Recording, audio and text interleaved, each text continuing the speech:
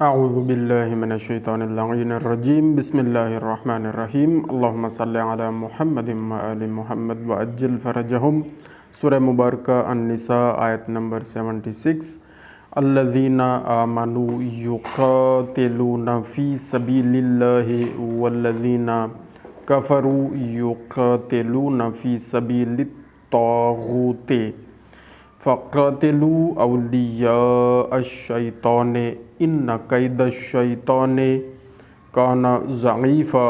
ایمان والے اللہ کی راہ میں لڑتے ہیں اور کفار شیطان کی راہ میں لڑتے ہیں، تو شیطان کے دوستوں سے لڑو، بے شک شیطان کا داؤ کمزور ہے۔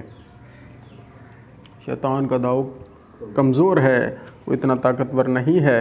الم تر الی الذین قیل لهم کفوا ایدیکم وَأَقِیمُوا الصَّلَاةَ وَآتُوا الزَّکَاةَ فَلَمَّا كُتِبَ عَلَیْهِمُ الْقِتَالُ إِذَا فَرِیقٌ مِّنْهُمْ یَخْشَوْنَ النَّاسَ کَخَشْیَةِ اللَّهِ أَوْ أَشَدَّ خَشْیَةً وَقَالُوا رَبَّنَا لِمَ كَتَبْتَ عَلَیْنَا الْقِتَالَ لَوْلَا أَخَّرْتَنَا إِلَىٰ أَجَلٍ قَرِیبٍ قُلْ مَتَاعُ الدُّنْیَا قَلِیلٌ وَآخِرَةُ خَیْرٌ لِمَنِ اتَّقَىٰ وَلَا تُظْلَمُونَ فَتِیلًا۔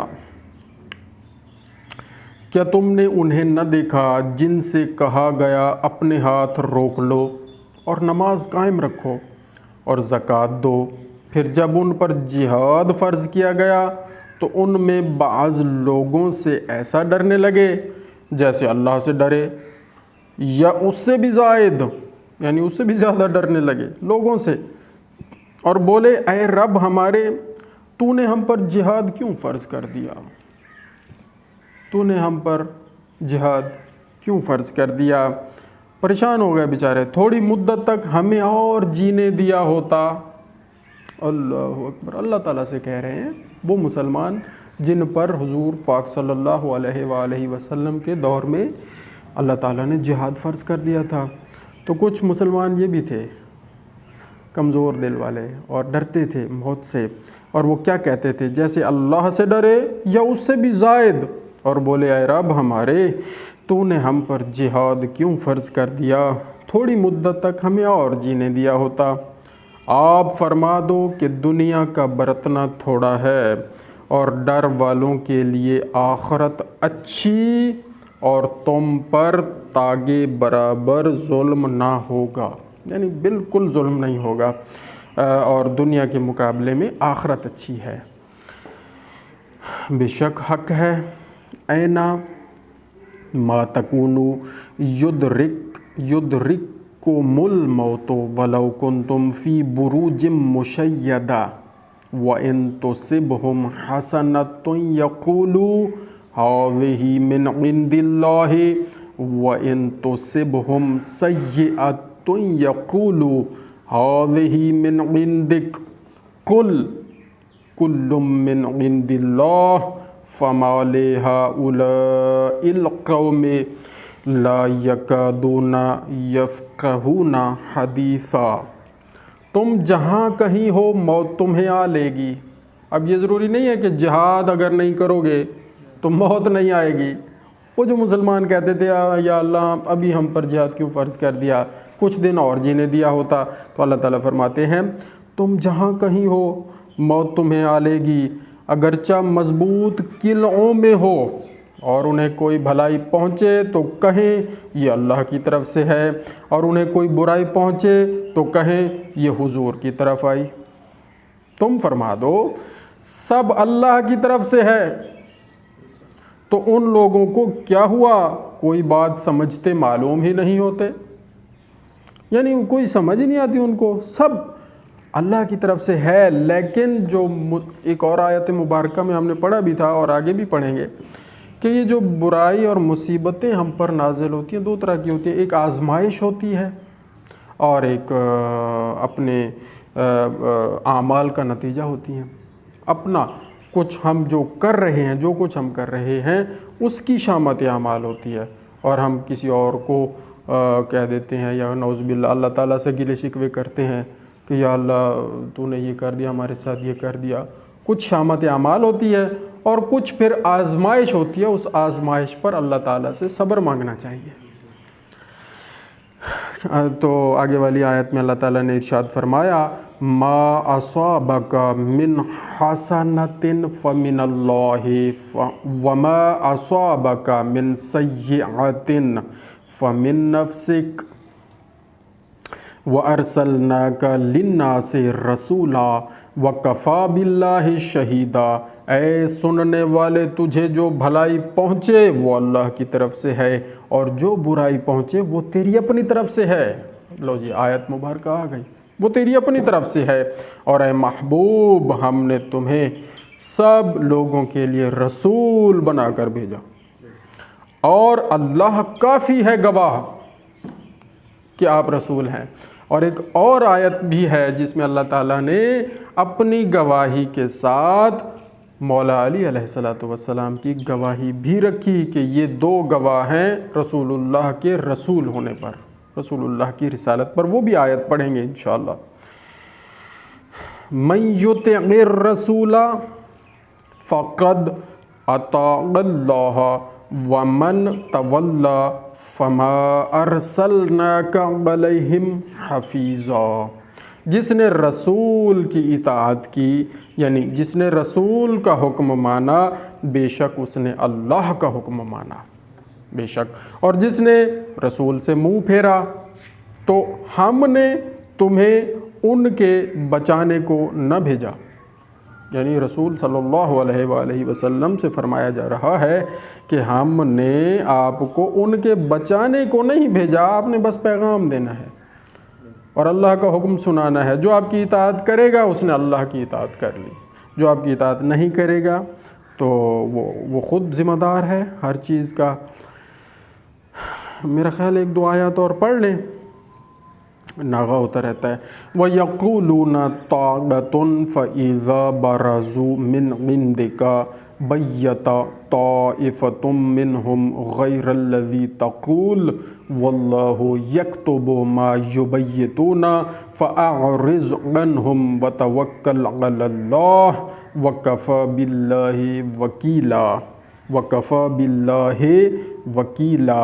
اور کہتے ہیں ہم نے حکم مانا، پھر جب تمہارے پاس سے نکل کر جاتے ہیں تو ان میں ایک گروہ جو کہہ گیا تھا اس کے خلاف رات کو منصوبے گانٹتا ہے، منصوبے گانٹتا ہے۔ آپ کے سامنے کہہ جاتے ہیں کہ ہم نے حکم مانا، لیکن جب تمہارے پاس سے نکل جاتے ہیں تو ان میں ایک گروہ جو کہہ گیا تھا اس کے خلاف رات کو منصوبے گانٹتا ہے، اور اللہ لکھ رکھتا ہے ان سب کے رات کے منصوبے، اور اللہ لکھ رکھتا ہے ان کے رات کے منصوبے۔ تو اے محبوب، آپ ان سے چشم پوشی کرو، آپ انہیں یہ نہ بتاؤ کہ تم نے یہ منصوبے بنائے، یہ بنائے، یہ بنائے، آپ خاموش رہیں، چشم پوشی کریں اور اللہ پر بھروسہ رکھو، اور اللہ کافی ہے کام بنانے کو، یعنی اللہ سارے کام بنا دے گا، آپ پریشان نہ ہوں۔ افلا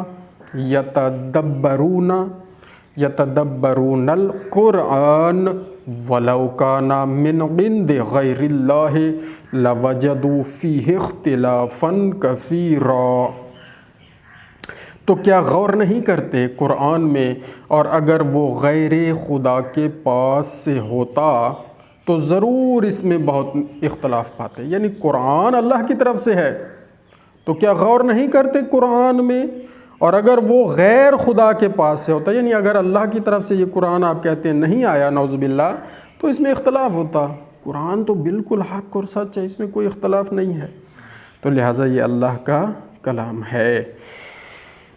وَإِذَا جَاءَهُمْ أَمْرٌ مِّنَ الْأَمْنِ أَوِ الْخَوْفِ أَذَاعُوا بِهِ وَلَوْ رَدُّوهُ إِلَى الرَّسُولِ وَإِلَى أُولِي الْأَمْرِ منہم لعلمہ الذین یستنبطونہ منہم ولولا فضل اللہ علیکم ورحمتہ لاتبعتم الشیطان الا قلیلا۔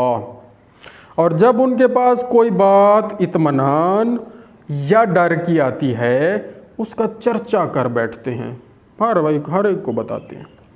اور اگر اس میں رسول اور اپنے ذی اختیار لوگوں کی طرف رجوع لاتے، اس میں یعنی ان باتوں میں، اور اگر اس میں رسول اور اپنے ذی اختیار لوگوں کی طرف رجوع لاتے تو ضرور ان سے اس کی حقیقت جان لیتے، یہ جو بعد میں کاوش کرتے ہیں، اور اگر تم پر اللہ کا فضل اور اس کی رحمت نہ ہوتی تو ضرور تم شیطان کے پیچھے لگ جاتے، مگر تھوڑے، یعنی کچھ تھوڑے لوگ ہی بچتے، ورنہ وہ سارے شیطان کے پیچھے لگ جاتے۔ فقاتل فی سبیل اللہ لا تکلف الا نفسک وحرز المؤمنین عسى اللہ ان یکف بأس الذین کفروا واللہ اشد بأسا واشد تنکیلا۔